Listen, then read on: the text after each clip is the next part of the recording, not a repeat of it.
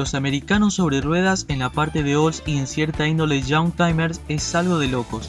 Envergaduras que dejan sin aliento, mucho confort, comportamiento dinámico pícaro y motores que tienen que estar a la talla de lo que es un automóvil yankee. Lo que muchos ya sabemos, ya menos hablar de lo que solo quieren que le pises a fondo porque no quieren perder su musculatura, pero también algo a tener en cuenta. Ya desde antes de la Segunda Guerra, los automóviles de Norteamérica, muchos de ellos no conseguían pasar los 5 años de evolución, o apenas llegaban a ese número. Rápidamente se desligaron del fenómeno Model T de Henry Ford, en claro está en el periodo de fabricación. En los años 50 y 60 esto era aún más concentrado, sin referirme a los cambios estéticos, sino de carrocería. Obviamente manteniendo plataformas biomecánicas en muchas situaciones, pero técnicamente ser afectados en la parte de generación. Entre todas esas pesadas y bellas máquinas nos chocamos con un Checker Marathon. La Checker Motors Corporation comienza con un tal Maurice Markin allá por 1922 que tenía una confección de ropas para hombres, en donde de un día para otro se mete de lleno en la parte de fierros, comprando su primera empresa a cambio de que su anterior dueño se encontraba en deuda con este mediante un préstamo personal. La empresa producía autos únicamente al servicio de taxis y su primera fusión sería con la firma Checker Taxi, que él mismo quiso aliarla a la suya ya que estaba a punto de bancarrota cuando la Checker le hizo un pedido grande de sus unidades denominadas Mogul de la Commonwealth Motors. Hasta los años 40, Morris realizó muchos negocios entre una compañía y otra, todas ellas relacionadas con el transporte a tarifas, a excepción de un contrincante más caliente que empezó como empresa de alquiler de coches muy recordados en los Estados Unidos, la Hertz Rental Car, para después entrar en el rubro de tacheros. A ambos les iba súper bien, más aún en una época en que los servicios de taxis reventaban a tarifazos. Este señor, John Hertz, vio como Markin aplicó el mismo método de su compañía, en la cual los taxistas venían uniformados y con sus tarifas al mismo valor. La competencia se generó con tanta intensidad que Markin recibía un atentado de bomba en su casa. Ante esto, Markin aprovechó a adquirir una fábrica de automóviles recientemente fundida y trasladó toda su sede a ese lugar que con los años sería el más famoso para la historia de la compañía, en Kalamazoo, estado de Michigan. Un diseño completamente nuevo llegaría al sector de taxis en 1956, con el Checker A8, sin dudas es el inicio abarcativo para estos taxis Checker. A fines de 1950 las cosas cambiarían un poco, porque la entonces Checker Cab da luz verde a una nueva experiencia de trabajo, el de los autos de pasajeros para particulares, y es acá donde comienza esta historia tan clásica de ese modelo. En base a lo que largó la compañía hace 4 años, entre 1959 y el 60 llegan los A9 y el modelo A10 Superba. Por lo que se observa estos dos por primera vez, eran directamente de venta al público y además podría, por qué no, adaptarse al uso tarifario. La empresa del polémico personaje Markin quiso probar mucho. Tempranamente en 1963 estas versiones desaparecen, aclarando el llamado Superba quedó incluso más bajo en unidades que el incomprendido y maravilloso Studebaker, y los siguientes Checker avanzarían con su denominación quedando para las variantes taxis como A11 o A12 y el reemplazante natural del Superba, el famoso Checker Marathon. Checker con esta carrocería hizo participar con muchísimos motores, solo con 3 orígenes de compañías distintas, pero aún así una gran variedad de modelos. No empezaba con un típico V8 como toda USA meritaría, desde el 56 al 65, menos una opción especial que seguirá luego, acompañó a los taxistas y conductores civiles el 6 en línea cabeza plana de 226 pulgadas cúbicas o 3707 centímetros cúbicos Continental, heredero de los famosos Jeep Willys, caracterizado por su carrera muy larga de su bloque. Su transmisión es la automática Borg Warner de 3 velocidades. Después del año 65, el lazo para suministro de impulsores será siempre con General Motors, en sus primeros tiempos encontrando el 6 cilindros 230 pulgadas cúbicas y el primer V8 invitado. Es un small block de 283 pulgadas cúbicas o 4638 centímetros cúbicos con 195 HP de fuerza a la antigua. Ambos mantenían una caja de 3 marchas, pero para el nuevo 6 en línea ofrecía, además de la automática, una manual, al volante por cierto. Pronto en 1967 se ofrecía por primera vez una manual de 4 velocidades para ambas motorizaciones, entre comillas. Entre comillas porque en realidad los cambios en función literal era de 3 también, aunque ahora con una sobremarcha. Estos Checkers disponían de 2 distancias de eje sea el tipo de versión que estemos viendo, una de 2,54 m y 3,27 m, exceptuando las Wagon que tenían una opción independiente si se optaba por la medida no original y que si lo separamos de los sedanes es el primer Checker desde el diseño surgido a mediados de los 50 en instalarse un V8 318 o 5.2 litros Chrysler de entre 190 y 200 hpsa de bruto.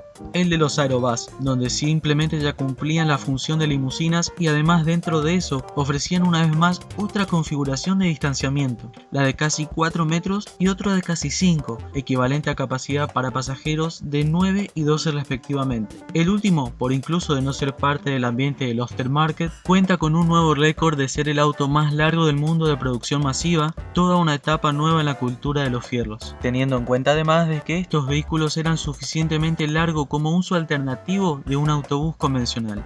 La berlina Long Wheelbase generalmente enfocaba a servicios mucho más importantes. Con este modelo se agregaba otro asiento enterizo extra, simbólico sin dudas, consiguiendo otra vez así que ingresen en total 9 personas. Para los V8 rápidamente se incorporan motores más grandes con cilindradas ya conocidas en el mundo General Motors, quedando eliminado el 4.6. Lo mismo para el 6 cilindros, que ya finalizando los 60 y adentrarnos en la era del funky y disco, el también muy reconocido y querido 250 pulgadas cúbicas o en este caso 4093 centímetros cúbicos. Un lanzamiento que apenas fue fugaz, la llegada de un diésel 4 cilindros de 3865 centímetros cúbicos Perkins que erogaba 90 caballos de potencia y 285 Nm de torque, marcando así el primer taxi de la historia en ser diésel en los Estados Unidos y en todo momento transmisión manual de 3 velocidades Borg-Warner.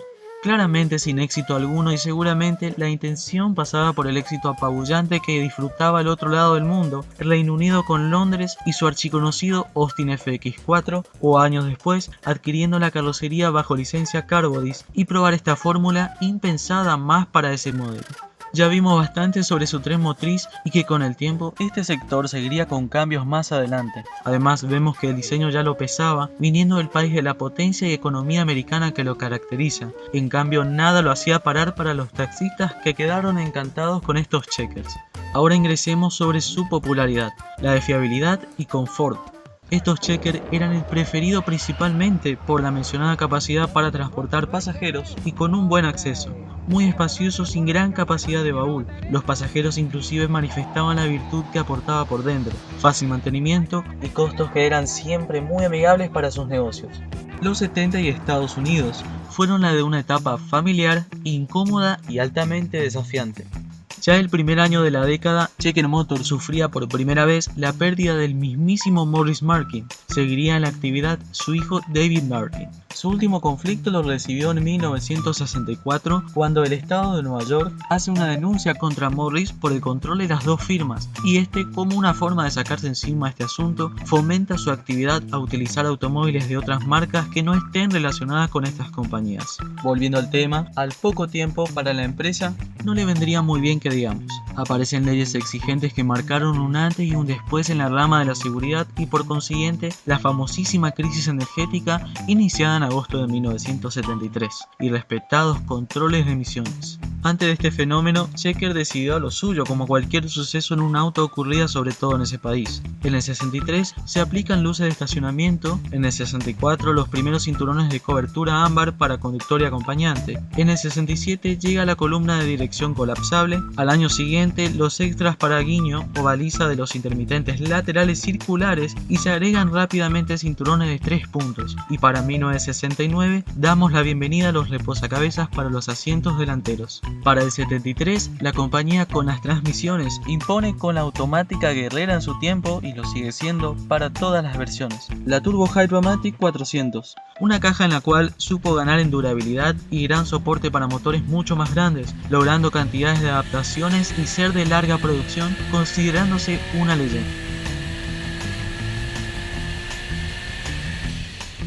Otra tarea difícil que tenían ante la falta de recursos de investigación y desarrollo, la Checker no le quedaba otra que aligerar estos clásicos y ponía así el riesgo de calidad de la familia Marathon, de minimizar el grosor de toda su carrocería.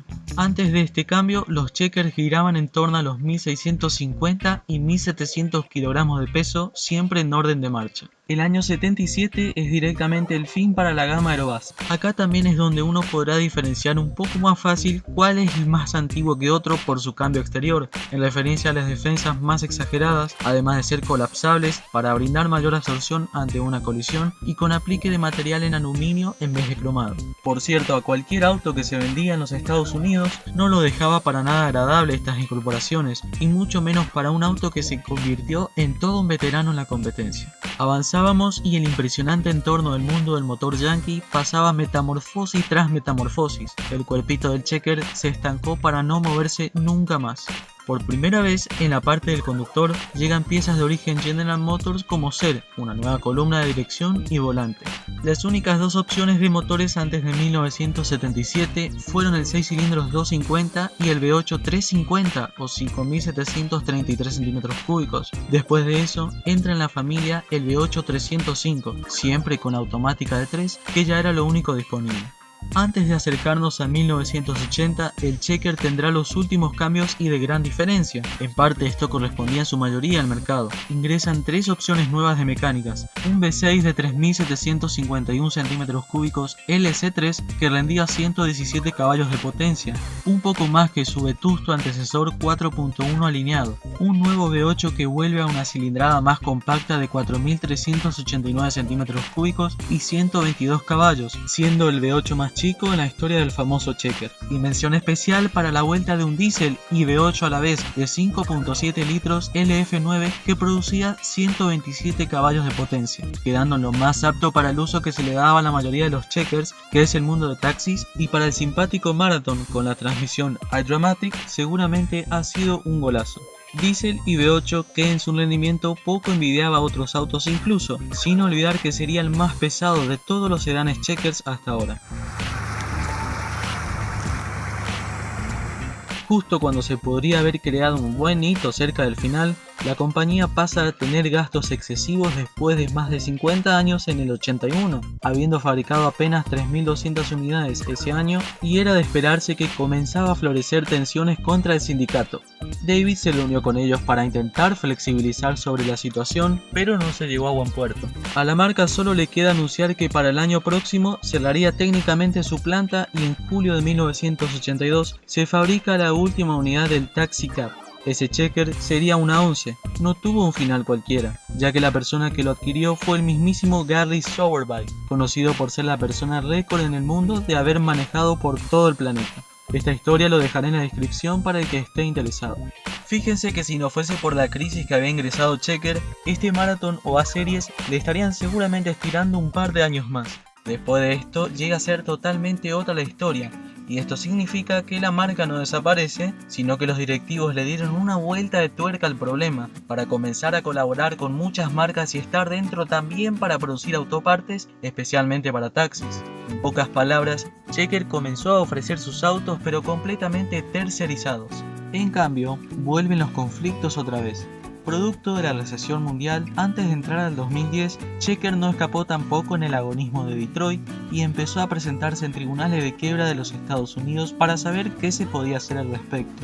Pero se le suma lo siguiente: a la empresa se le descubrió el caso del esquema Ponzi, un turbio sistema de negocio que hace muy poco tiempo volvió a ser tema de conversación con el telar de la abundancia. Por otro lado, los costos productivos no cerraban y dieron por lanzar la toalla dándole el último adiós a la Checkers Motors Corporation.